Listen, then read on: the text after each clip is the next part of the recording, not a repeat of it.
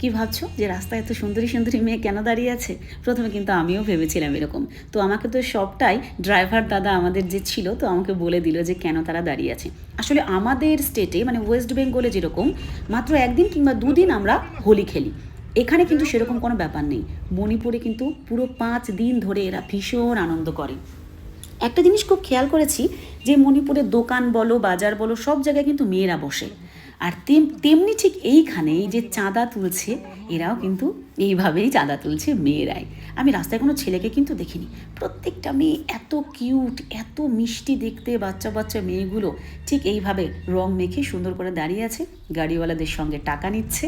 আর এই টাকাগুলো নেওয়ার কারণ হলো ঠিক আমাদের যেরকম স্টেটে পুজোর সময় আমরা চাঁদা দিই, তো সেই রকম এরাও চাঁদা তুলছে যাতে রাত্রে এরা এনজয় করতে পারে। আর এদের এনজয় মানে কিছুটা হবে নাচ গান ডিজে এই টাইপের। অবশ্যই এগুলো তো আমি চোখে দেখিনি, কিন্তু আমাদের ড্রাইভার দাদা আমাকে সব বললো।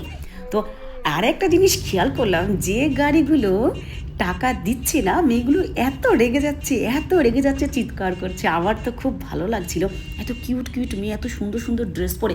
আর এই যে ড্রেসগুলো মণিপুরীর এত মিষ্টি লাগছিল, হলুদ লাল নীল সবুজ, মনে হচ্ছে এখানেই যেন হোলি, ওদের ড্রেসেই যখন হোলি। যাক, এখানে এসে অনেক কিছু কিন্তু জানতে পারলাম।